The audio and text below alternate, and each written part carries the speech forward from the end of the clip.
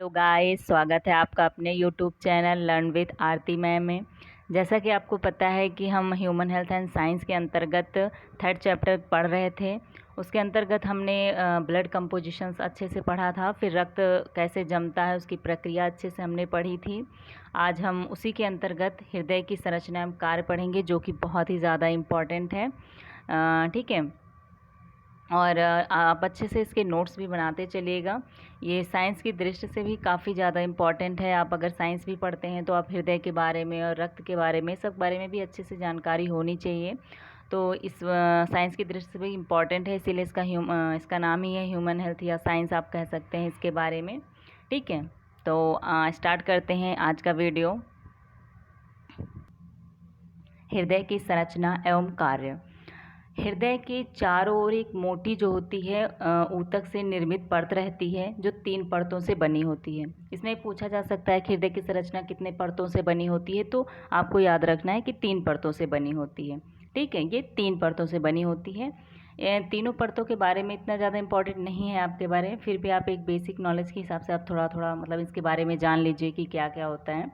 तो सबसे पहले कौन सी होती है? परिहृदय स्तर, यानी जो बाहरी स्तर होता है। यह दोहरा स्तर का थैला होता है। इसका एक स्तर बाहरी अंगों से हृदय को जोड़ता है। ठीक है, बाहरी जो होता है तो वो एक हृदय को जोड़ता है। तो दूसरा हृदय पेशी से सटा रहता है। इन दोनों के बीच सीरम द्रव भरा रहता है। ठीक है, यह दोहरा स्तर का थैला होता है। इसके बाहरी हृदय को जो जोड़ता है, उस जो हृदय पेशी से सटा रहता है, इन दोनों के जो बीच में होता है सीरम भरा रहता है। ठीक है, दूसरा स्तर कौन सा होता है? हृदय पेशी स्तर।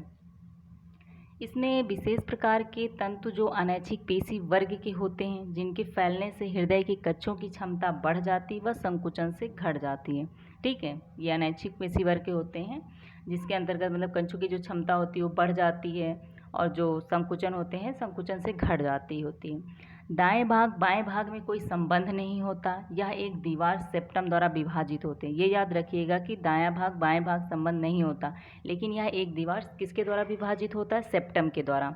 आलिंद की तरफ पतला व नीचे नलियों की तरफ मोटा होता है, यानी नली की तरफ जो होते हैं वो मोटे होते हैं। ठीक है, अंतःहृदय स्तर। यह चपटी अंतःकला कोशिकाओं से बनी होती है। ठीक है, ये थे 3 स्तर के बारे में। ये बहुत ज़्यादा इंपॉर्टेंट नहीं है आपके बारे में, बस आपको एक होना चाहिए कि कितने परतों से बना होता है हमारा हृदय। तो 3 परतों से बना होता है। ठीक है, इसके अंतर्गत मैंने बहुत ज़्यादा नहीं, लेकिन हल्के से आपके समझ के लिए थोड़ा सा लिखा है, और ये आपके लिए ज़्यादा इंपॉर्टेंट नहीं है। फिर भी इतना याद रखिएगा कि इसके 3 परत होती हैं। अब इसके आंतरिक बनावट की यहाँ से क्वेश्चन बनते हैं। ठीक है, आंतरिक बनावट से इसमें कुल कितने कोष्ठ होते हैं? तो आप 4 कोष्ठ होते हैं।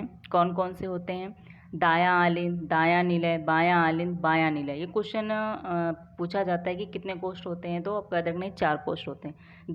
दायां निलय, बायां आलिंद और बायां निलय। ठीक है, निलयों की अपेक्षा आलिंदों की भित्तियाँ जो होती हैं आलिंदों की, वो पतली होती हैं।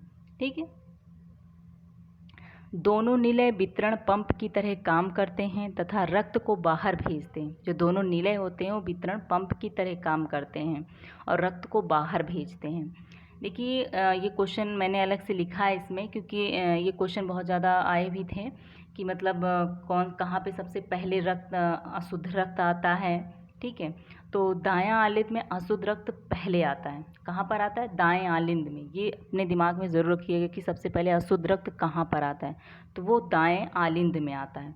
फिर दाएं निलय से फुफ्फुस यानी लंग्स में जाता है, शुद्ध होकर बाएं आलिंद में।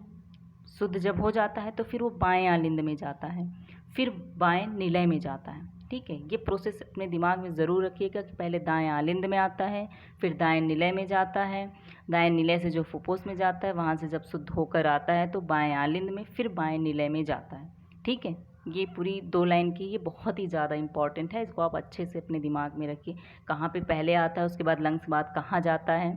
ठीक है, तो ये अपने दिमाग में ज़रूर रखिएगा।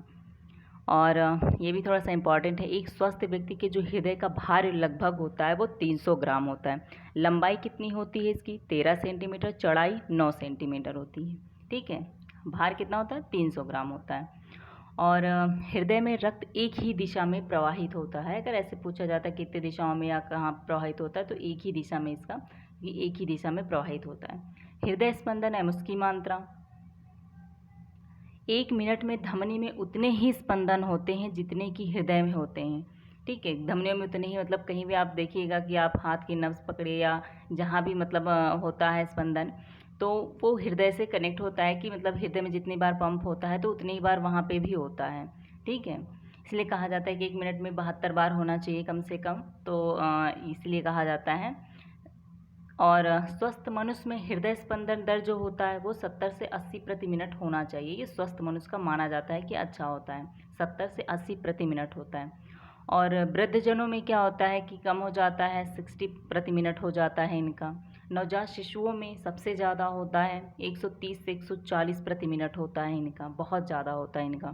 और नवजात शिशुओं का पूछा जाता है या तो स्वस्थ मनुष्य का कि 72 होता है नवजात शिशुओं में। ठीक है, नवजात शिशुओं में 130 से 140 प्रति मिनट होता है। और बालक में कितना होता है, 120 प्रति मिनट होता है। ये पूरा फैक्ट है, इसको ज़रूर रट लीजिएगा कि मतलब एक स्वस्थ मनुष्य में 72 बार होता है तो 70 से 80 प्रति मिनट होता है। वृद्धजनों में जो होता है 60 प्रति मिनट होता है। ठीक है, रक्तदाब एवं उसके नियमन कौन कौन से होते हैं। सर्वप्रथम स्टीफन हेल्स ने 200 वर्ष पूर्व घोड़ी की गर्दन के ऊपर रक्तदाब जानने के लिए प्रयोग किया था। मतलब जो स्टीफन हेल्स ने, इन्होंने सबसे पहले जानने के लिए प्रयोग किया था, तो निष्कर्ष निकाला था कि धमनी में रक्तचाप अधिक होता है। पूछा जाए कहाँ पर होता है तो धमनी में रक्तचाप अधिक होता है। रक्तचाप 2 प्रकार का होता है, कौन कौन से होते हैं। एक, हृदय का संकुचन के समय धमनी रक्तचाप अधिक होता है, उसे प्रकुंचन रक्तदाब कहते हैं।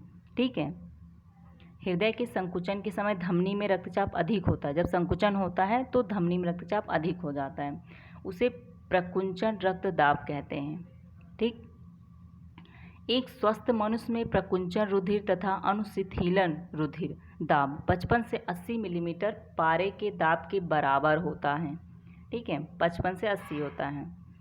और सबसे ज़्यादा इम्पॉर्टेंट, रुधिर दाब को किससे नापा जाता है, किससे मापा जाता है, तो स्फिग्मोमैनोमीटर के द्वारा मापा जाता है। ये बहुत ही ज़्यादा क्वेश्चन आ चुका है कि रुधिर दाब को किससे मापा जाता है, तो स्फिग्मोमैनोमीटर के द्वारा मापा जाता है। और स्वस्थ व्यक्ति का स्पंदन दर कितना होता है, स्पंदन दर क्या होता है हृदय का, तो आपको ये कुछ फैक्ट होते हैं तो वो आपको रटना ही पड़ेगा कि क्या क्या होता है इसके अंतर्गत।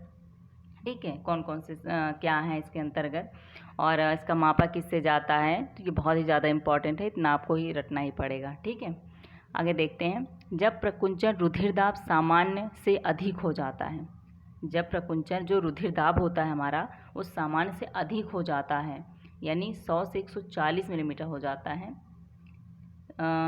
mm हो जाता है, तो उस उच्च रक्तचाप यानी हाई बीपी कहते हैं उसको, HBP कहते हैं। ठीक है, हाई हो जाता है, कहते हैं नहीं हाई बीपी हो जाता है, हाइपर हो जाना, तो वही बीपी हो जाता है। और जब अनुशिथिलन रुधिर दाब सामान्य यानी 55 से 80 हो जाता है, से कम हो जाता है, तो निम्न यानी लो बीपी कहते हैं। हाई और लो, ठीक है, जब हमारा 100 से 140 हो जाता है तो उसे हम हाई कहते हैं, और जब 55 से 80 हो जाता है, इनके बीच में रहता है, तो लो बीपी कहते हैं इसको हम। ये हो गया हमारा पूरा हृदय के बारे में, कैसे वर्क करता है, इसकी 3 परतें होती हैं, और कैसे कैसे कहाँ पे सबसे पहले जाता है, और कितना इसके सब प्रकार होते हैं, क्या इसके किया जाता है, और हृदय स्पंदन मतलब दर इसका क्या होता है, प्रति मिनट कितना होता है, 1 मिनट में कितनी बार कर होता है। तो ये आप अच्छे से इसको लर्न कर लीजिएगा, अच्छे से याद कर लीजिएगा। बहुत ही ज़्यादा इम्पॉर्टेंट था, इसके अंतर्गत जितने भी फैक्ट थे। और पढ़ते के अंतर्गत आप केवल पढ़ते याद कर लीजिएगा, उसके अंदर याद करने की ज़्यादा ज़रूरत नहीं है, केवल आपकी जानकारी के लिए होना चाहिए कि कैसे क्या वर्क करता है। ठीक है, ये था आज का क्लास जो है। Okay guys, thank you.